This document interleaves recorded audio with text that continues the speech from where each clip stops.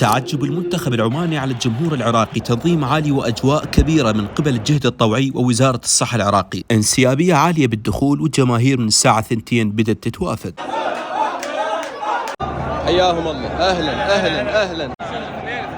أول ما شافوه معنوياتنا لا خاسرين اليوم احنا. لا المباراة الساعة 7 بالليل، لكن الجماهير من الظهر بدأت تتوافد. صراحة تنظيم وجهود طوعية كبيرة جدا، وهذا الجمهور العماني وهذا تيفو جمهور العراقي. أما التغطية الإعلامية كانت مميزة للغاية، وهذا الهدف الأول للمنتخب العراقي.